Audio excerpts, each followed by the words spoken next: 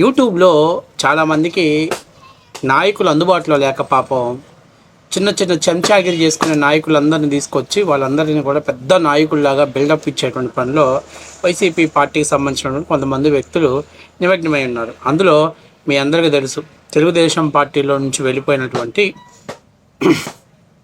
వైఎస్ఆర్సీపీ గూఢాచారి agent మన మంగళగిరి అందరూ తెలిసినటువంటి వాళ్ళు. ఇంకెందుకు ఆమె గురించి ప్రత్యేకంగా చెప్పటం.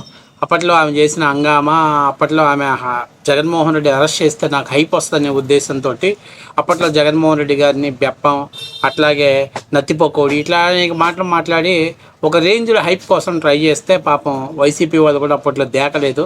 తర్వాత అల్లా రామకృష్ణారెడ్డి గారు ఏదో కొంత ప్యాకేజ్ ఆఫర్ చేయడంతో ఆ మొగుడు పిల్లం ఇద్దరు కూడా ఎట్లాగో తెలుగుదేశం పార్టీలో మనకి పెద్దగా హైప్ రాదేమో, ఇల్లు చక్కదిద్దుకుందాం అనే ఉద్దేశంతో తెలుగుదేశం పార్టీకి సంబంధించినటువంటి కీలక సమాచారాలన్నింటినీ కూడా వైసీపీకి చేరవేశారు.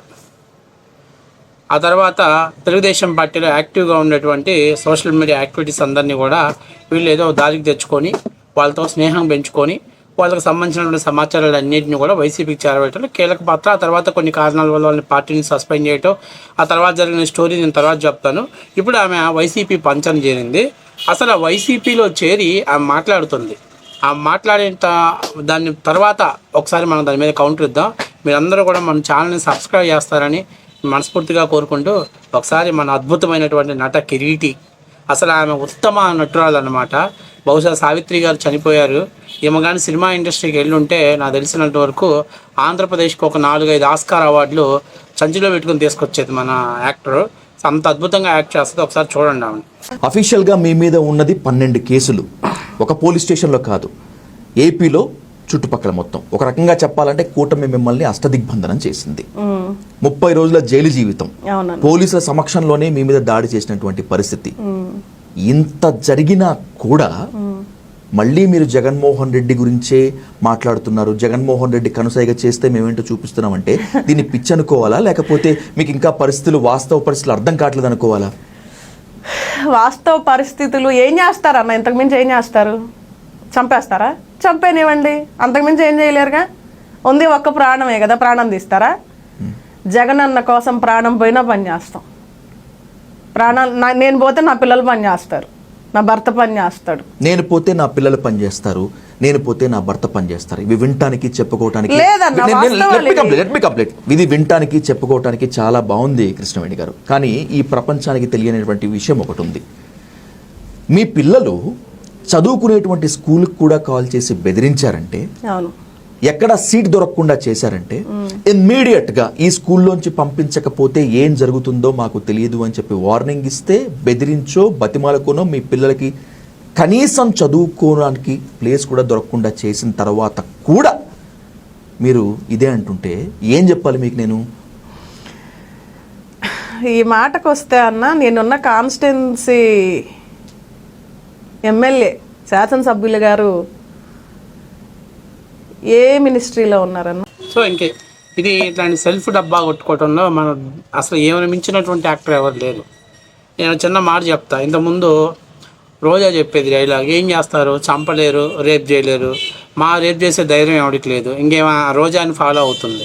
చంపలేరు అనే వరకే వచ్చింది. తర్వాత నెక్స్ట్ ఎపిసోడ్ కూడా నన్ను కూడా రేప్ చేయలేరు అని అంటారేమో అనేది. సరే, ఏది ఏమైనా ఆ దరిద్రమైనటువంటి లాంగ్వేజ్ మాట్లాడినందుకు ఏమో కూడా మనస్ఫూర్తిగా మన అభినందనలు తెలియజేద్దాం.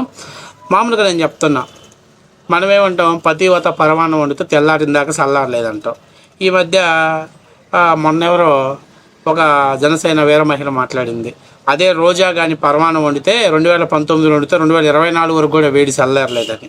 ఇప్పుడు ఏమో నేను చెప్తున్నా, పరమాన్నం వండితే మంగళగిరిలో నుంచి నడుచుకుంటా హైదరాబాద్ పోయినా కూడా ఆ వేడి చల్లారలేదంట. ఈ హైదరాబాద్ అనే దానికి నేను తర్వాత మాట్లాడతాను. సో ఇది ప్రస్తుతం కృష్ణవేణి పాలేటి గారు ఇంకాక మాట్లాడారు. జగన్ గారి కోసం చంపటానికైనా సావటానికైనా సిద్ధంగా ఉన్నానని చెప్పింది.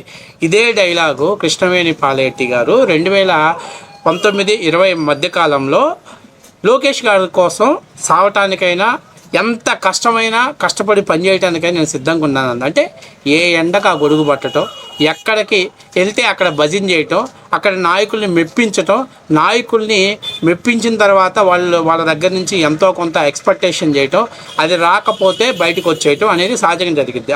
తర్వాత ఎంతసేపు ఉన్న సోషల్ మీడియాలో పనిచేస్తే 100% పనిచేస్తే 80% హైప్ కోసం, 20% పార్టీ కోసం పనిచేసే టైపు. ఎందుకంటే కావాలనే ఉద్దేశంతో ఇతర పార్టీ వాళ్ళని రెచ్చగొట్టే విధంగా మాట్లాడుతూ ఉంటుంది. అలాగే జగన్ గారిని బెప్పం అని, నత్తి పకోడి అని కావాలనే ఉద్దేశంతో మాట్లాడుతూ ఉంటుంది. దానికి ఎందుకనంటే ఎట్లాగైనా నన్ను అరెస్ట్ చేస్తారు, అరెస్ట్ చేస్తే నా హైప్ పెరిగిద్ది, హైప్ పెరిగితే నేను పార్టీలో పొలిటికల్గా మరింత సర్వే అవ్వగలుగుతాను, నేను లోకేష్ గారి నియోజకవర్గం కాబట్టి అన్నట్టు లక్షణం ఉండేది.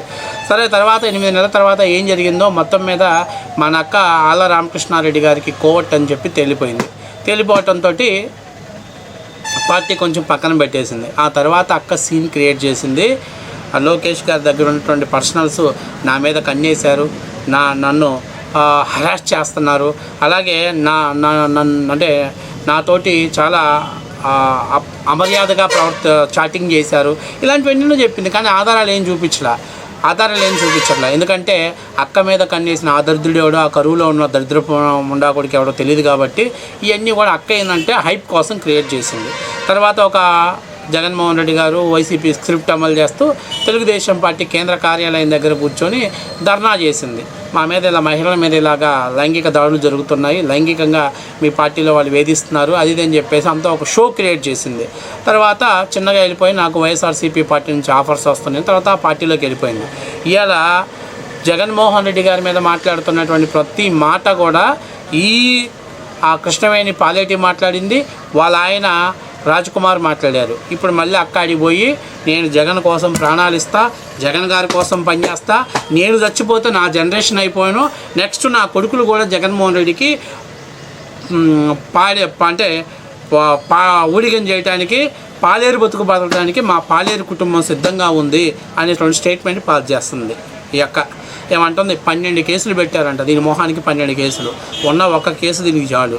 ఎందుకంటే ఎన్ని సోషల్ మీడియాలో ఇప్పుడు ఆ యాంకరోడు ఏదైనా ఎక్స్పెక్ట్ చేసి ఉన్నాడేమో, అరే ఏంలే అంతా డొల్లే ఆడా, నువ్వేదో ఊహించావేమో, ఏంలే అంతా డొల్లే, నువ్వేదో నీ ఛానల్ని హైప్ పెట్టుకోవడం కోసం అని చెప్పేసి నువ్వు 12 కేసులు 15 కేసులు ఎన్ని వస్తాయి నోటికి, 20 అంటే 20, 30 అంటే 30, ఇవన్నీ ఉట్టి సొల్లు మాటలు.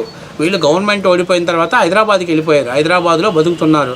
జగన్మోహన్ రెడ్డి ఇచ్చే చిల్లర డబ్బులకి, అట్లాగే ఆ పార్టీ నుంచి వచ్చే ఫండ్స్ తోటి వాళ్ళ ఆయన ఏదో చిన్న పనులు చేస్తా అలా బతుకుతున్నారు. ఇవన్నీ ఎక్స్ట్రా మాటలు. వీళ్ళ కుటుంబ పిల్లల్ని బెదిరించారంట, బ్లాక్మెయిల్ చేశారంట, ఇట్లాంటివి చెప్పుకుంటా పోతే బొచ్చెడున్నాయి. ఇవన్నీ ఎక్స్ట్రా మాటలు మాట్లాడొద్దు. మీరు ఒక్క వాస్తవ విషయం గుర్తుపెట్టుకోవాల్సింది ఏంటంటే, లోకేష్ కానీ తెలుగుదేశం పార్టీ వాళ్ళు కానీ ఏదైనా యుద్ధం స్ట్రైట్గా చేస్తాం. నువ్వు మా టార్గెట్. ఒకవేళ పార్టీ పరమైనటువంటి సిద్ధాంతమైన విభేదాల్లో నువ్వు నా టార్గెట్ తప్ప నుంచి మీ పిల్లలు మా టార్గెట్ కాదు, మీ కుటుంబం మా టార్గెట్ కాదు, మీ అత్తామామలు ఎవరు టార్గెట్ కాదు. మీరు మాత్రమే మాట్లాడినప్పుడు కౌంటర్ వీడియోస్ చేస్తాం, అంతేగాని స్కూళ్ళకు ఫోన్ చేసి బ్లాక్మెయిల్. స్కూళ్ళకు ఫోన్ చేసే బదులు డైరెక్ట్గా పంపించేయమంటే పంపిస్తారుగా. తలుచుకుంటే ఆంధ్రప్రదేశ్లో అక్కడ నుంచి చదవగలుగుతారా? ఆంధ్రప్రదేశ్లో పక్కన తెలంగాణ లేదా, తమిళనాడు లేదా, కర్ణాటక లేదా? నీ కోసం అంత ఫోకస్ పెట్టాలా? ఏమే బిల్డప్ అబ్బా, నాకేదో పెద్ద ఎత్తున హైప్ చేస్తున్నారు, ఫోకస్ పెడుతున్నారు, ఇవన్నీ ఉట్టి మాటలు. నేను చెప్తున్నా, ఈ కృష్ణవేణి పాలేటి కానీ, రాజ్కుమార్ పాలేటి కానీ, తెలుగుదేశం పార్టీ కార్యకర్తలు, నాయకులు ఎవరు కూడా అసలు వాళ్ళ గురించి ఆశించట్లా. వాళ్ళు ఏం పీకుతారనేటువంటి ఆలోచన కూడా లేదు. వీళ్ళకేలేనమాట భ్రమ. నెక్స్ట్ నాకు పదవి కావాలి, ఎట్లాగలా కాంట్రవర్సీని క్రియేట్ చేసుకోవాలి, ఎట్లా ఒకటి హైప్లోకి రావాలి, ఎట్లా ఒకటి. అందుకే లోకేష్ని టార్గెట్ చేస్తూ మాట్లాడాలి. ఎందుకని మంగళగిరిలో లోకేష్ని టార్గెట్ చేస్తే నేను హైప్ అవుతాను, జగన్మోహన్ రెడ్డి దృష్టిలో పడతాను. జగన్మోహన్ రెడ్డి ఇలాంటి వాళ్ళు ఎంతమందిని చూశాడు ఆయన, అర్థమైందా? అంత ఎక్కువ ఎగరమాక అక్క, అంత సీన్ లేదు నీకు వైసీపీలో. రేపు గవర్నమెంట్ వచ్చిందంటే నీకు వైసీపీలో కనీసం ఇప్పుడున్నటువంటి పదవిలో అధికార ప్రతినిధి ఏదో బొంగులో ఏదో ఇచ్చారు, అది కూడా ఉండదు నీకు చివరికి, అర్థమైందా? కనీసం నువ్వు ఈరోజు ఇంటర్వ్యూకి అవుతున్నావు అంటే పొద్దున్నే లేచి మ్యాచింగ్ శారీ, మ్యాచింగ్ బ్లౌజు, అలాగే జనానికి అంతా కనపడాలని చెప్పేసి నీ యొక్క ఏదైతే నువ్వు అలంకరణ చేసుకుని దాన్ని చూపించేటువంటి శ్రద్ధ మీద, కనీసం స్క్రిప్ట్ మీద, మాట్లాడే మాటల మీద పెడితే బాగుంటుంది. ఇట్లాంటి డొల్లె మాటలు, ఇలాంటి మాటలు చివరికి రోజాని ఫాలో అవుతున్నావు. రోజా కూడా అంతే, నన్ను రేప్ చేయలేరు, చంపలేరు. వాస్తవమే, ఎవరికేమంత పట్టింది? ఏంది నీకుండా ఉపయోగం చెప్పు? నువ్వు ఒక్కదాని వైసీపీని నిలబెట్టగలిగే దమ్మేమన్నా ఉందా నీ కాడ? ఇవన్నీ ఉట్టి ఉట్టి ఉట్టి బోగస్ మాట్లాక. మనకు అంత సీన్ లేదు. మనకు 5 రూపాయలు పేమెంట్ ఇచ్చారా, మనం మాట్లాడామా, పోస్ట్ పెట్టామా, బయటకు వచ్చామా, అప్పుడప్పుడు 5 నిమిషాలు సావిత్రిలాగా మహానటిలాగా యాక్ట్ చేసామా, ఇంతవరకే. మనం అంతకు మించి పైకి పోవడం అనేది కరెక్ట్ కాదక్క. అంతకు మించి పైకి పోయే స్టేజీ ఆలోచన మీకు లేదు. కాబట్టి నేను చెప్పేది ఏంటంటే, నీకు ఇంత బిల్డప్, ఇంత హైప్ ఇవ్వాల్సిన పని లేదురయ్యా. దానికి ఆమెకు అంత సీన్ లేదు. ఆమె మంగళగిరిలో కనీసం వార్డుకు కాదు కనుక కనీసం వీధిలో ఉన్న వాళ్ళకి కూడా ఎవరికి తెలియదు. అవన్నీ బోగస్. కేవలం వాళ్ళు సోషల్ మీడియాలో హైప్ కోసం మాత్రమే పాకులాడుతున్నారు. ఆమెను అష్టదిగ్బంధనం చేయాల్సిన పనిలే, నిలువు దిగ్బంధనం చేయాల్సిన పనిలే, అసలు ఆమెను దిగ్బంధనం చేయాల్సిన పనిలే, ఆమె దిగ్బంధనం అయిపోద్ది. అట్లాంటి అద్భుతమైన క్యారెక్టరు. ఎందుకంటే అప్పట్లో మనోళ్ళు తెలుగుదేశం పార్టీకి సంబంధించినటువంటి కీలక సమాచారాన్ని అంతా వైఎస్ఆర్సీపీ పార్టీ వాళ్ళు చేరవేయటంలో ఈ బ్రోకర్లు, ఈ మంగళగిరి మాడా దంపతులు కీలక పాత్ర పోషించారనేది వాస్తవ విషయం.